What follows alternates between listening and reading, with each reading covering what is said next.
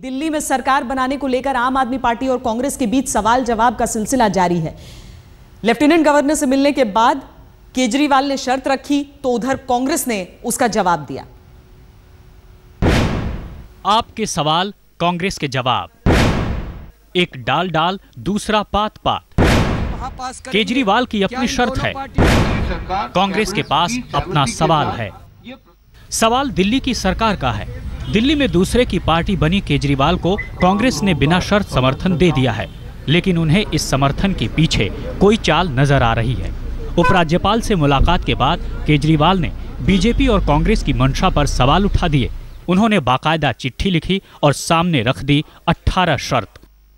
करीब 17-18 मुद्दे हम लोगों ने लिख के भेजे हैं और हमने उनसे कहा है कि ये कोई अनकंडीशनल सपोर्ट नहीं होता। हम चाहते हैं कि आप हर मुद्दे के ऊपर अपना स्टैंड क्लियर कीजिए कि आपको इन मुद्दों पे क्या कहना है। लोकतंत्र के इतिहास में शायद ये पहला मौका है जब समर्थन लेने वाली पार्टी ने अपनी ओर से शर्त रखी है। शाम होते होते कांग्रेस की ओर से भी जवाब आ गया। हालांकि वो जवाब कम, आरोप ज्यादा था। कांग्रेस के नेताओं का कहना था कि केजरीवाल अपनी जिम्मेदारी से भाग रहे हैं। जिस तरीके से समर्थन लेने के बाद ये 18 सूत्रीय कार्यक्रम सौंपा गया, कार्यक्रम तो वो है जो दिल्ली के लोगों को आपने वादे किए थे, उन वादों के ऊपर आपको उतरना था। आप उन सब चीजों से बचने के लिए तरह तरह की बचाव की अपनी कोशिशें कर रहे हैं। केजरीवाल के पत्र पर बीजेपी भी बौखला गई है। उसका तो कहना था कि जब मैंने उन्हें समर्थन की बात कही नहीं, उन्होंने समर्थन मांगा नहीं, तो फिर बीजेपी को पत्र लिखने और शर्त बताने का क्या मतलब। अनुराग ढांढा, दिल्ली, आज तक।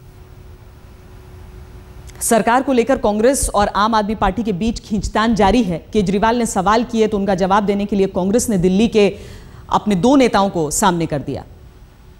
15 साल में कांग्रेस सरकार ने दिल्ली में जितने घोटाले किए, उन सारे घोटालों की जांच की जाएगी। क्या श्रीमती सोनिया गांधी जी को ये शर्त मंजूर है? वो कह रहे हैं कि करप्शन में हम जांच कराएंगे, तो करप्शन की जांच के लिए विधानसभा से पूछने के लिए नहीं आना पड़ता। करप्शन की जांच जो है कोई भी मंत्री या चीफ मिनिस्टर सीधा फाइल पे ऑर्डर कर सकता है, उसको किसी से पूछने की जरूरत नहीं है। तो हमारी सहमति या ना सहमति की क्या बात है। और ये तो नॉर्मल रूटीन है, अगर किसी ने कुछ गड़बड़ की है और करप्ट है तो उसके खिलाफ कार्रवाई होनी चाहिए। ये जो भी चीफ मिनिस्टर या मिनिस्टर बनता है, जब वो ओथ लेता है तो ओथ में इस बात का प्रॉमिस करता है। बिजली कंपनियों का ऑडिट होना चाहिए। बिजली कंपनियों ने भारी हेराफेरी कर रखी है और जो कंपनी ऑडिट करवाने से मना करे उस कंपनी का लाइसेंस कैंसिल कर दिया जाना चाहिए। और ऑडिट होने के बाद जो नतीजे आते हैं ऑडिट के, दिल्ली में उसके बेसिस पे बिजली की दरें तय की जाए और दिल्ली में 50% से ज्यादा बिजली के दाम कम किए जाएं। क्या कांग्रेस को ये मंजूर है? प्रशासनिक कार्यों में किसी भी विधायक की या विधानसभा की डायरेक्ट इंटरफेरेंस नहीं होती। माननीय केजरीवाल साहब को ये बात समझनी चाहिए। अब वो कह रहे हैं कि वो बिजली सस्ती करना चाहते हैं तो करो, उसमें विधानसभा का क्या रोल है? वो तो जो है कैबिनेट का फैसला है, सरकार का फैसला है, उन्होंने करना है, वो करें। दिल्ली के लोगों को पानी नहीं मिल रहा। क्यों नहीं मिल रहा? क्योंकि एक पानी का बहुत बड़ा माफिया चल रहा है, टैंकर माफिया चल रहा है। इस टैंकर माफिया को बीजेपी और कांग्रेस के नेताओं का संरक्षण है। इस टैंकर माफिया को और इनके बीजेपी और कांग्रेस के जो माँ बाप हैं, इनको तिहाड़ जेल भेजा जाए। क्या बीजेपी और कांग्रेस वालों को इस मुद्दे पे सहमति है? दिल्ली के हर परिवार को 700 लीटर तक का पानी मुफ्त दिया जाए। जो 700 लीटर से ज्यादा इस्तेमाल करेगा उससे पूरे पानी का पैसा लिया जाए। मुख्यमंत्री जल बोर्ड का चेयरमैन होता है, विधानसभा में तो पूछने की भी जरूरत नहीं है। तो फिर विधानसभा हमसे क्यों पूछ रहे हो कि हम समर्थन देंगे कि नहीं? हम जो समर्थन देंगे हम रोजमर्रा के काम में नहीं करेंगे। अब कल को आप ये कहो कि हम बिजली सस्ती कर रहे हैं, हम पानी दे रहे हैं और इसके लिए पैसा भी जो है आप ही अरेंज करके दोगे, तो हम थोड़ा ना अरेंज करेंगे। वो तो जो सरकार चला रहे हैं उन्हीं को अरेंज करना पड़ेगा। दिल्ली की जो झुग्गी बस्तियां हैं, उन झुग्गी बस्तियों को तब तक नहीं तोड़ा जाना चाहिए जब तक उनको पक्के मकान नहीं मिल जाते। तो बजट अरेंज करना विधायक का काम नहीं है, सरकार का काम है।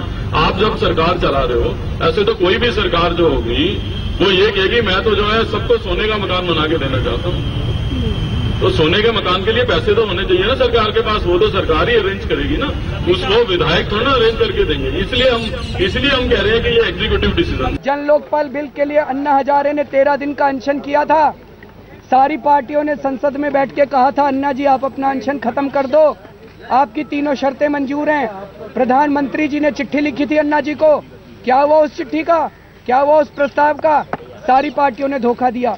हम दिल्ली के अंदर वही लोकपाल बिल दिल्ली के लिए पास करना चाहते हैं। जिस जन लोकपाल के ऊपर इतना ज्यादा जोर दिया जा रहा है, दिल्ली के अंदर पहले से लोक आयुक्त मौजूद है।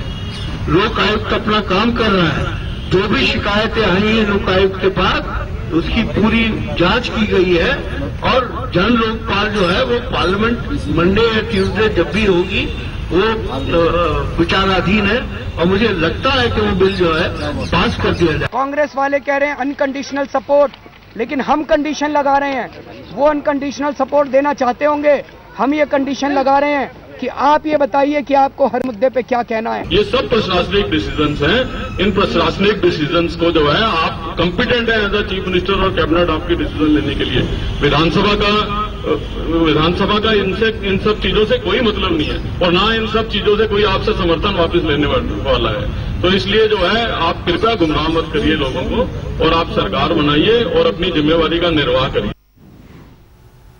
अरविंद केजरीवाल की शर्त में दम है तो कांग्रेस के तर्क में भी दम है, लेकिन दिल्ली में सरकार को लेकर सरगर्मियां किस तरह से चल रही हैं? 8 तारीख के बाद से अब तक क्या क्या हुआ है, आपको सिलसिलेवार दिखाते हैं।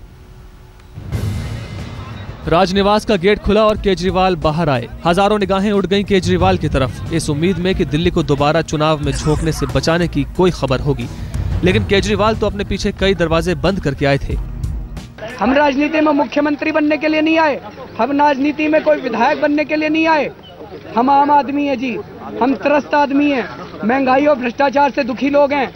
हमारे मुद्दे हैं, दिल्ली की जनता के मुद्दे हैं और ये सारे मुद्दे हम लोगों ने सोनिया गांधी जी और राजनाथ सिंह जी के पास भेजे हैं।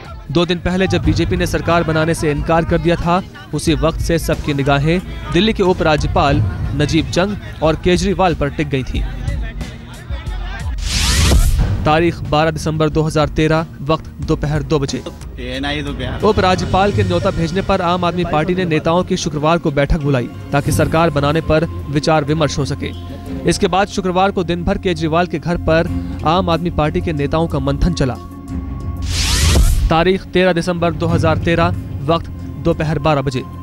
शुक्रवार के दोपहर 12 बजे अरविंद केजरीवाल के घर पर आम आदमी पार्टी के राजनीतिक मामलों की समिति की बैठक शुरू हुई। उस बैठक में यह तय होना था कि आम आदमी पार्टी जन लोकपाल के सवाल पर क्या स्टैंड रखे और दूसरा सरकार बनाने के बारे में क्या फैसला करे। लेकिन बैठक से ठीक पहले ही कुमार विश्वास ने इशारा कर दिया कि आप सरकार बना सकती है।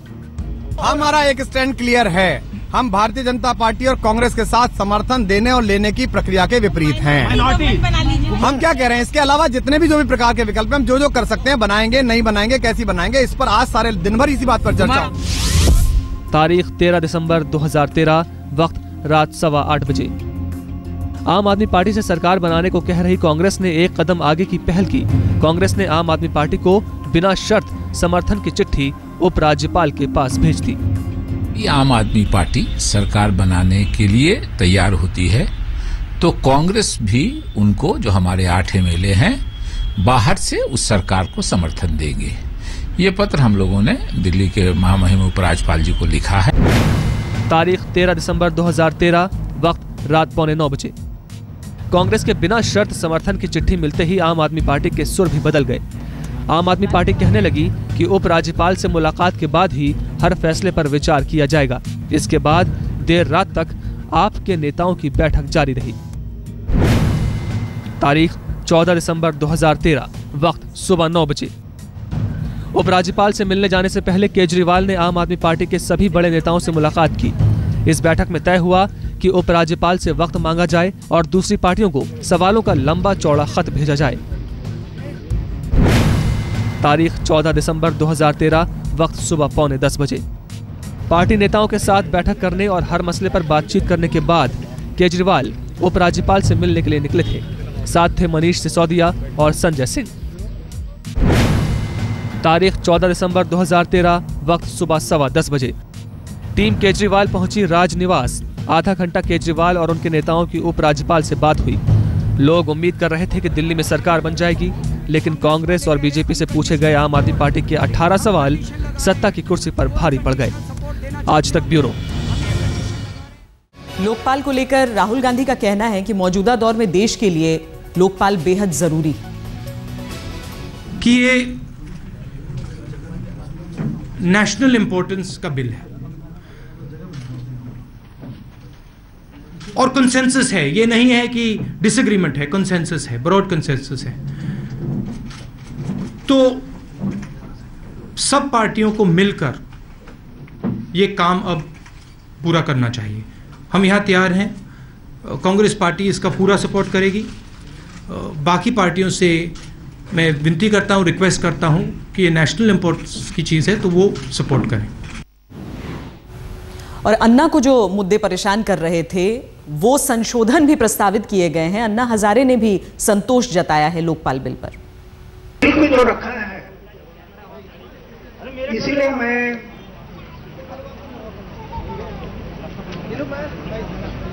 कांग्रेस है, बीजेपी है और उनके साथ जुड़े हुए जो पार्टियां हैं उनके आभार व्यक्त करता हूं। ये बिल रखा है। और अब एक अच्छी खबर, आज तक ने एक नया मुकाम हासिल किया है। आपका पसंदीदा चैनल आज तक फेसबुक पर सबसे ज्यादा लाइक किया जाने वाला चैनल बन गया है। आज तक ने टाइम्स ऑफ इंडिया को पीछे छोड़ दिया है। अब तक फेसबुक पर आज तक को 37,58,809 लोग लाइक कर चुके हैं और हम उम्मीद करते हैं कि आप उसे लाइक करते रहेंगे। हमारे साथ हमारे संवाददाता रवीश पाल सिंह इस वक्त जुड़ रहे हैं। रवीश, क्या कह रहा है फेसबुक, क्या कह रही है वहां की तस्वीर? देखिए श्वेता, एक बेहद अच्छी खबर और साफ तौर से जिस तरीके से इतने एक दशक से ज़्यादा वक्त से आज तक जो है खबरों की दुनिया में अपनी बादशाहत कायम करके आगे बढ़ रहा है, उसके साथ ही अब सोशल मीडिया में भी तेज़ी से जो आज तक के चाहने वाले हैं वो लगातार इसे फॉलो कर रहे हैं। और जब हम बात कर रहे हैं फेसबुक की, तो अगर यहाँ पर आप देखें जो ये हम शो कर रहे हैं करंट स्टेटस है, ये इस वक्त जो आज तक का है, तकरीबन 37,51,000 से ज़्यादा लोगों ने फ़िलहाल आज तक को लाइक किया है फेसबुक पे। और इसके साथ ही अभी भी इसके साथ जो अच्छी खबर है वो ये कि 5.5 लाख से ज़्यादा लोगों ने अब तक आज तक के बारे में फेसबुक पे सर्च किया है, लोग इसके बारे में बात कर रहे हैं। तो इससे साफ़ हो रहा है कि किस तरीके से सोशल नेटवर्किंग साइट्स पे भी जो आज तक की बादशाहत है वो कायम है और लगातार तेज़ी से आज तक जो है इस मामले में अपने कदम आगे बढ़ा रहा है। तो न केवल खबरों की दुनिया में बल्कि आप सोशल मीडिया पर भी हम कह सकते हैं आज तक नंबर 1 है। जी, बहुत शुक्रिया रवीश पाल सिंह इस पूरी जानकारी के लिए।